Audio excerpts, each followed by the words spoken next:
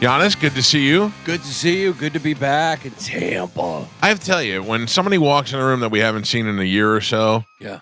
we're completely judging you as soon as you walk in. Like, Jim sat down and I was like, Jim's hair looks great. He's got a full head of hair. And then you walked in and I was like, yeah, Giannis been working out. Your chest looks big. You look like you're bulking out a little. Just trying to eat less, be healthier, and Jim sets the standard. I don't know. He's not drinking baby blood because he lives in Jersey, but he doesn't age at all. Oh, no. You know who we had on the show the other day? Scott Baio. Scott Baio lives down here. You want to talk about somebody that's drinking baby blood from the tap? That bitch is 10 years older than me. It looks like he's about 38. Yeah, he looks good, but unbelievable. Republicans don't have access to baby blood. That's exclusively a Democratic luxury. Giannis is here. Jimmy is here. Both of them at Side Splitters, different Side Splitters. Jimmy is going to be at the Side Splitters Wesley Chapel.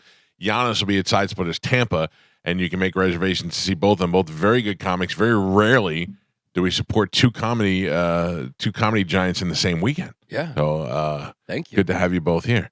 Friends with each other and know each other. Yes. Work in the past. I love Jim. Yeah, we see run into each other a lot in New York. Yeah. You don't have a lot of people that don't like you. Very rarely do we get because I don't care what any of the comics do, and I never did. Even when I first started, I just do my own thing. I support all the comics. I said years ago when I started, maybe 30 years ago, there's like 500 cable channels. Everyone can have their own show. Yeah. So why would I care? Right. So that was great. When you were cast on the Louis show and you were the comic that was like annoying and stuff. That was so great because it was so against your character. You know. Right. Yeah. I was like, I know this guy, Louis. I've worked with this guy. Yeah. On the road, I could play this guy, no problem. Dude, you got Jim on one side of the spectrum, and then you got Mark Maron on the other side of the spectrum. Yeah, That's how it goes. Now, weird. I don't know Mark Maron, and I one time I put out a tweet. I don't know why I couldn't control myself, but I put out a picture of Mark Maron. And said, I've never met Mark Maron, but I'm 100% sure I'd hate his guts. I don't know his face and everything that I hear about him just makes me think that I would hate his guts. I did see him one time. Remember when Comedy Central did that outdoor comedy festival where they put like 20 comedians on it and they took it around and they brought it here one thing and Mark Maron was there and he just had an air about him when he walked around. I was like, that guy looks like a dick. But I don't know him. And I just hear things like I see him attacking guys like Matt Rife and other guys and like, oh, that's just a miserable old bitch is what he is. He's consistent. I think he's been that way the whole run. Yeah. I remember, I worked, he started way before me, but he's from that old school. Before, when I first started, all these guys that were around, and Mark was around at the time, they were so bitter about any young guys coming up. They hated us for some reason. I'm like, dude, you guys are the headliners. We're the MCs. Well, I mean, what do you care about us? But that's because they're not secure. I mean, that's the thing. Like when we hired Galvin, I was like, this guy is one of the funniest guys that I've ever. I listen to all these tapes and I go, this guy's the funniest guy. That's what you want. You want a guy to be funnier than you to add something to the show. You know what I mean? Unless you're insecure and you're like, oh, what if he's funnier than me? That's what you worry about. I think it was because back then there was so few opportunities and it was so competitive. Like you had to get past at the club. There was only a few spots. And then to get into Hollywood, you had to blow the right guy. And it was be just the amount of right cute. And so, it was very competitive. Where'd you get in first? I think the first place I got in was Stand Up New York, the old Stand Up New York. Yeah. And how difficult was that? I don't think it was difficult. No. And then the one that was difficult was the comic strip. You had to wait. I remember waiting online, like standing. There was like a long line of 400 people to get. Just get an audition, yeah. Holy cow! It was like the original Kill Tony. Yeah. It was the original Kill Tony. Yeah, right. To get it, you got a spot. There was only like 15 spots, and then you would do like a few minutes in front of the booker, who was really stiff. Yeah, Lucian. Yeah. I got in the comic strip because I was just hanging out there, and he wanted nothing to do with me. Then he found out I could play softball, and he had a softball team, and that's how I got in there. Oh, that's funny. And the first game I showed up, I went like 3 for 4, 3 home runs. Nice. You should do some time. He's like, listen, you got to work here because you can't be a ringer. You have to work at the club. Right. So I got to see you. And I remember he saw my set. He brought me off. He goes, He's like, you got jokes that a bunch of kids in a locker room would just nudge each other. They're very sophomoric. He goes, but I could use you for proms. The prom kids will love you at 3 in the morning, so you passed. And that's how I got in. Really? Yeah. That's so funny because that was, when I grew up, that was the thing to do, was to go to your prom and then go to the comedy club. Dangerfields was the club at the time, although we didn't do that one in my high school, but that's what everybody pretty much did. Did you do the prom shows? Yeah, I remember at Caroline's. Like 3:30 in the morning. Your spot was like 3:45. Yeah. They didn't want to be there. We didn't want to be there, but it was good pay when we first started. It was horrific. Yeah, That's so funny. Yeah. Yeah, I always wondered, do you ever, like, how do they know what clubs to go to after a prom that are going to serve high school kids alcohol? Like, I knew that, and the comedy clubs weren't doing it, but we always knew, all right, after the prom, we have 3 bars that we can go to that'll serve high school kids. And we're all there in tuxedos. There's no chance that we didn't just come from a prom. Yeah. They know they're serving alcohol to underage kids. This is Nobody clearly cares. a businessman. Yeah. He's in a tuxedo. Oh, that was just one of the weird things. Growing up in New York, it was never a problem to get alcohol. No. You just could always get alcohol. But there were the bars that you can go to and just kind of mingle with the older people, and then there were the bars that just served high school kids. Like we had a bar in Staten Island that every high school would go to that one bar. Right, I don't know if they just paid the right guy off or how that worked out, but I always think about that now in my adult years. Right, that's true. Yeah, that is true. So, how is it that are the Greeks like the Jews, where you just send messages to each other? How do you Elon Gold? Do you know who that is? He's a comedian. He came in to do the show years and years ago, and he was like, "I'm already sold out." And I go, "How? Who do people even know who you are?" I only knew because he used to do a good Howard impression back in the day. Yeah, and I wanted him to come on because he had not done TV or anything yet. And he's like, "It's the Jews. They passed a word out that another Jew is coming up." Is that what's happened with the Greeks? Is that how you and John Stamos became friends? No, that doesn't. There's not enough Greeks. They don't care, and they don't care. No, they don't care. And this is a huge Greek community down here in Tarpon Springs. Yeah. They should be all flocking to come support their guy. Well, they're not. I'll tell you that right now. Tickets still available. Well, I think like if I was more, if I went up there and everything was like, so Yaya was out there. Yeah. You just do straight up comedy. Yeah, I just do comedies. I got to know Yannis. Yannis was one of the good things that came out of COVID for me because I was doing the podcast with Bobby Kelly, and we had you on the show so many times. And because everybody was just so bored and looking for something to do, and you comedians were all worried about what your lives were going to be like. Didn't you have a dead fish in your refrigerator? No, that's Sal Volcano. I know Sal. That's Sal. Yeah. No, that couldn't have been Sal because maybe it was Virgie. I would remember if I had a dead We had somebody on the show who's talking about my wife after we had our second kid. Huh? Somebody had a dead fish, but she's not in the refrigerator. Somebody had a pet that died, a dead fish. That's Sal Volcano. He's got a leaky roof. I mean, there's something wrong with the kid's brain. He had a goldfish that died. Right. And he loved the goldfish so much he keeps him in the freezer. I mean, it's like borderline sociopathic. Yeah, because what are you going to do? What, do you visit the freezer and look at the fish? I mean, what do you do? I guess he fake feeds them in there. It's like the Norman Bates of goldfish owners. Yeah, it's kind of weird. Well, I have my son's foreskin in my freezer. Do you really? Yeah.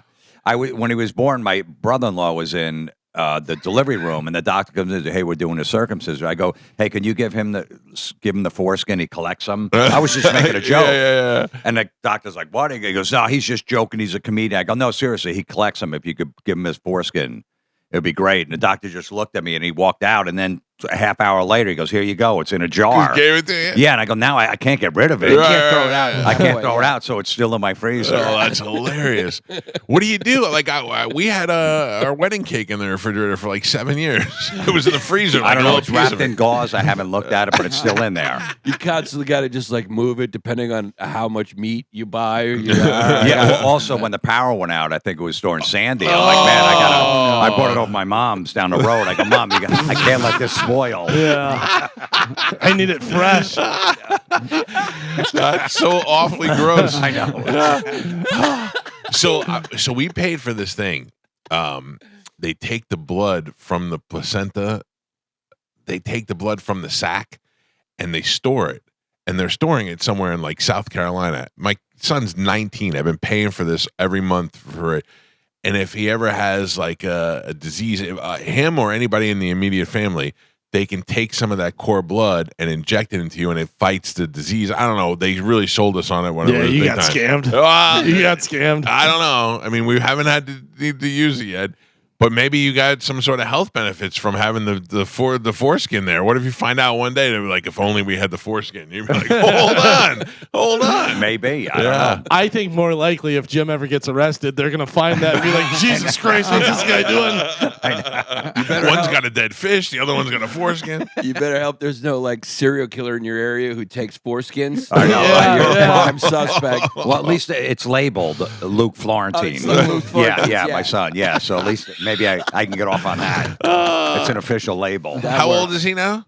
He'll be 15 next month. Does he This know week. you have it? Yeah, he knows. Yeah. He tries to forget about it. Yeah. Oh, it's so Well, my hard. friend, I have this crazy friend that said he would eat it on camera. Oh. Yeah. And then I told him that. He goes, Dad, come on. I go, no, he's not going to do it. But I'm like, all right, I guess we can't do that. Would he do it? Yeah. We had a Would listener. you let him? Yeah. Yeah, because It depends also how many views it would get. Yeah, would he season it or just take it raw? He would just take it raw. take it raw. just Yeah. swallow. Just Yeah. we had a guy eat a placenta on the air one time. Because they were saying that I think maybe it might have been Pamela Anderson. Somebody at the time said that was talking about the health benefits of it and how people were eating it. And then further research showed that other people do that. They mix it in. So we said, would somebody eat it? How would we get one? Next thing you know, one shows up in a Tupperware at the front of the station. Guy, a listener, his wife had just gone in, asked for it. I guess it was common that they did that. Put it in a Tupperware, brought it to the station.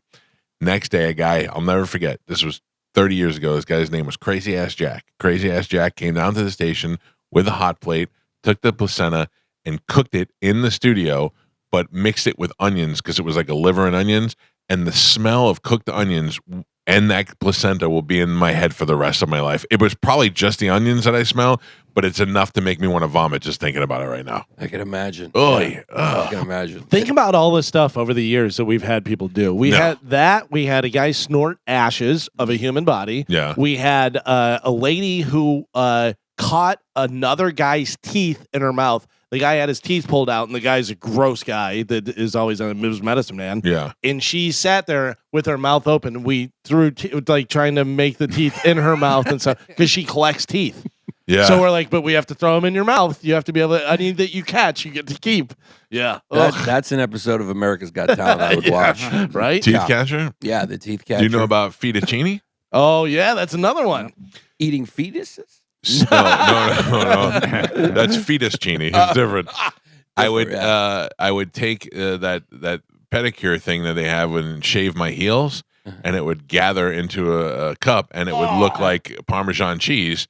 And then we'd get a bowl of Parmesan cheese, and we'd sprinkle Bowl it of on pasta. it. A bowl of pasta, sorry. And then we'd sprinkle on my fettuccine, and people would eat it for tickets.